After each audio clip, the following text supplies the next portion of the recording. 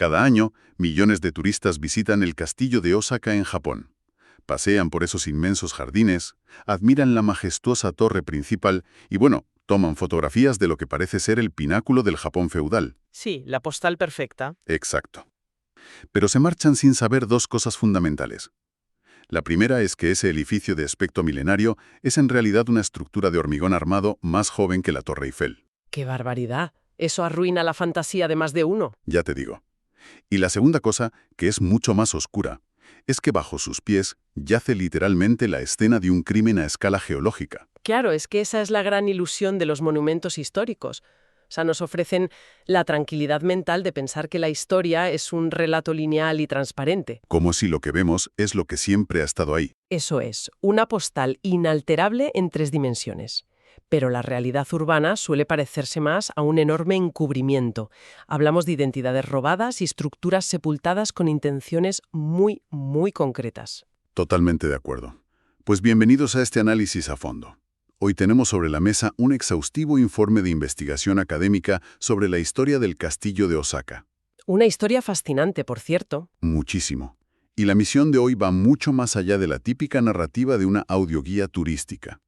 El objetivo es desenterrar 5 capas históricas interconectadas y a veces violentamente contradictorias de este mismo pedazo de tierra. Sí, porque hablamos de un sitio que mutó por completo.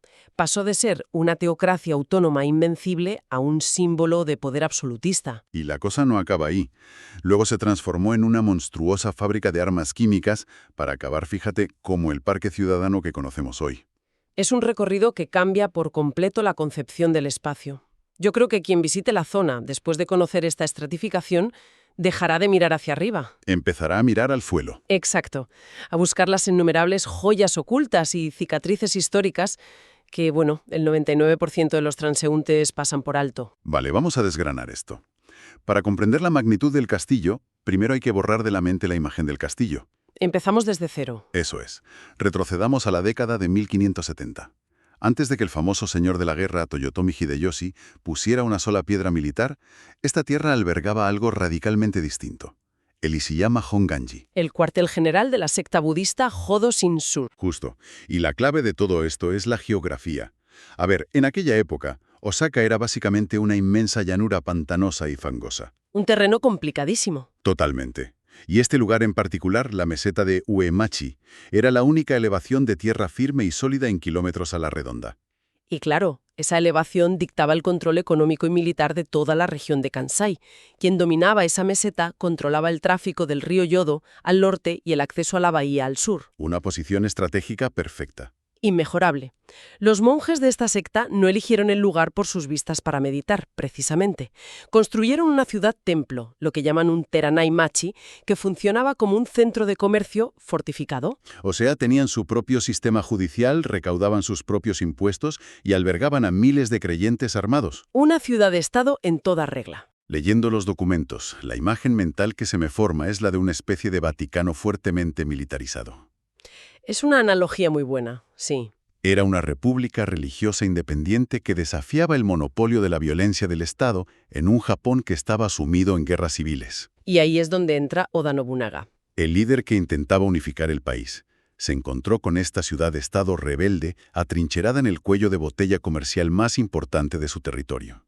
Su reacción fue obviamente exigir el desalojo inmediato. A lo que el líder del templo, el monje Kosa, respondió declarando a Nobunaga enemigo de Buda, y convocó a todos sus seguidores a una guerra santa. Madre mía, el cóctel perfecto para un desastre. Ya lo creo. El resultado fue el asedio más largo de toda la historia militar de Japón. La guerra de Ishiyama duró 10 largos años, de 1570 a 1580. 10 años de ejércitos samuráis estrellándose una y otra vez contra fosos insuperables y muros de tierra reforzada. Y contra los escuadrones de arcabuceros más letales de la época, no olvidemos eso. Claro, el punto de ruptura llegó cuando Nobunaga entendió que un asalto frontal por tierra era un suicidio táctico. La solución fue cortar la línea de flotación logística. Bloquear los suministros por mar. Exacto.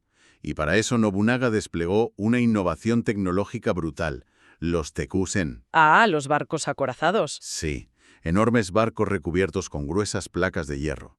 Estaban diseñados para repeler las flechas incendiarias y los cañonazos. Aplastaron por completo a la flota de madera que abastecía a los monjes. Aislados del océano y sin alimentos, el complejo terminó rindiéndose bajo la mediación del emperador. Los habitantes fueron evacuados y toda la ciudad-templo quedó reducida a cenizas. Una destrucción total. Sí. Hoy en día, la única pista visual de esta colosal guerra es una joya oculta fascinante. En la zona sur de la actual torre principal, casi imperceptible entre los árboles, hay un modesto monumento de piedra que marca el sitio estimado del templo. ¡Wow! Al pisar ese parque, los visitantes caminan sobre 3 eras geológicas superpuestas: el césped moderno, los cimientos del castillo Tokugawa, las ruinas de Toyotomi y, en la base de todo, las cenizas de este reino budista. ¡Qué fuerte! Y esa estratificación geológica nos introduce en el mayor engaño visual de la ciudad. El relato popular dice que tras arrasar el templo, Toyotomi Hideyoshi construyó allí su legendario castillo de oro para gobernar el país. El famoso castillo que todo el mundo cree estar viendo. Eso es. Pero la monumental estructura de piedra que asombra a los turistas hoy no tiene absolutamente nada que ver con Toyotomi. Ese castillo original desapareció en 1615. Cuando el clan Tokugawa, los nuevos amos de Japón, aniquilaron a la familia Toyotomi en un asedio definitivo. Y aquí es donde la historia toma un giro radical. Porque los vencedores no se limitaron a reconstruir los muros dañados. Optaron por una táctica de borrado histórico a una escala tectónica. Lo fascinante aquí es la aplicación de un damnatio memoria extremo, o sea, la condena de la memoria. La práctica recuerda a los faraones egipcios, cincelando los nombres de sus predecesores, pero aplicada a la ingeniería civil pesada. ¡Una locura! Literalmente, la orden fue verter millones de toneladas de tierra sobre los cimientos, los muros chamuscados y el foso del castillo de Toyotomi. Rellenaron todo el recinto hasta crear una nueva meseta artificial. Elevaron el nivel del suelo varios metros. Sobre esa nueva topografía de tierra apisonada, erigieron un castillo completamente nuevo, el doble de grande. Todo para que nadie pudiera siquiera caminar por los mismos pasillos que su enemigo caído. Es un borrado absoluto del paisaje. Es como la cultura de la cancelación moderna, pero llevada a un extremo geológico y arquitectónico épico. Enterraron una montaña debajo de otra montaña. El nivel de rencor arquitectónico es asombroso, y el resultado fue tan efectivo que el mundo olvidó literalmente lo que había debajo. Sí. La confirmación física de este encubrimiento no llegó hasta el año 1959, y fue casi por accidente. Ah, sí, las perforaciones geológicas. Exacto. La ciudad estaba haciendo unas perforaciones rutinarias cerca de la torre para asegurar el terreno por unas celebraciones de una boda real. De repente, a 7,5 metros de profundidad, que es el equivalente a escarbar y golpear el tejado de un edificio de 2 plantas subterráneos. totalmente, pues la broca del taladro industrial chocó contra granito macizo. Los ingenieros excavaron pozos de prueba para investigar. Y lo que emergió a la luz pública, casi 350 años después, fue un muro de piedra intacto de la era Toyotomi. Aún con las marcas negras del incendio de 1615. Sí, sí. El análisis reveló técnicas de construcción radicalmente distintas.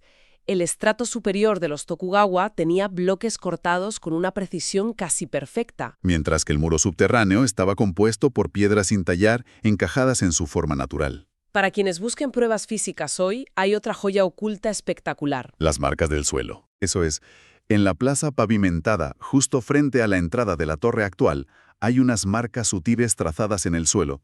Indican el contorno exacto donde, a 7 metros de profundidad, descansa intacto el castillo de Toyotomi. Y el gobierno regional está construyendo un refugio arqueológico subterráneo para que pronto el público pueda descender a esa cápsula del tiempo.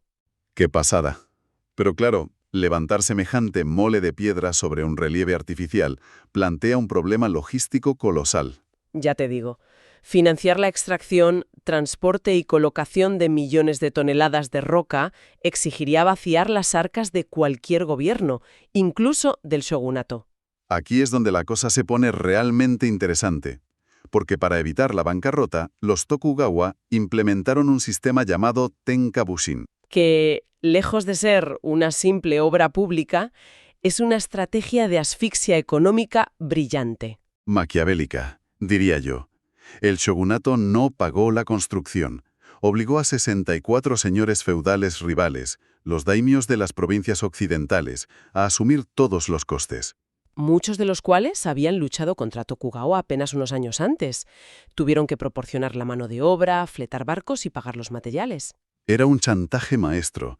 O sea, hacer que tus enemigos te compren los regalos más caros posibles para dejarlos en bancarrota y sin dinero para financiar rebeliones. Es que la brillantez política del Tenkabushin iba de la mano con una ingeniería sin precedentes. El shogunato encargó la dirección técnica a los Anushu. Un gremio secreto de maestros canteros de siga, ¿verdad? Exacto. Su metodología no consistía en alterar la naturaleza de la roca cortándola en cubos perfectos. Su filosofía era escuchar la voz de la piedra. Suena muy místico. Lo es, pero era muy práctico. Analizaban el centro de gravedad de inmensas rocas irregulares y las apilaban en seco, sin argamasa. Esta aparente imperfección creaba muros flexibles, capaces de absorber y disipar las ondas sísmicas de los terremotos. Algo que un muro rígido jamás soportaría. Pero claro, transportar esas montañas de granito era una pesadilla física. Imagínate extraerlas de islas lejanas en el mar interior de Seto. Los arrastraban desde las canteras usando trineos de madera lubricados con algas marinas, y luego los cargaban en barcazas colosales para no hundirse durante la travesía. Y aquí entró en juego la megalomanía. Claro, cada señor feudal competía por llevar la piedra más absurdamente grande para demostrar su misión. El clímax de esa competencia está en la Puerta Sakura, con la piedra taco. Es un bloque monolítico de granito que desafía la lógica. 54 metros cuadrados y pesa la friolera de 130 toneladas. 130 toneladas en el siglo XVII. El peso de una ballena azul movido solo con fuerza humana, cuerdas de cáñamo y palancas. Es una hazaña logística perturbadora. Y el sufrimiento de esos feudos quedó documentado. Si caminas pegado a los fosos, verás que miles de rocas tienen símbolos tallados. Círculos, abanicos, cruces. Son los kokuin. No son adornos, son los emblemas de los clanes feudales. Literalmente recibos de lealtad. Dejaban constancia ante los inspectores de que el clan había cumplido con su dolorosa cuota. Esa inmensa prisión de piedra funcionó a la perfección durante siglos. Pero la utilidad militar evolucionó.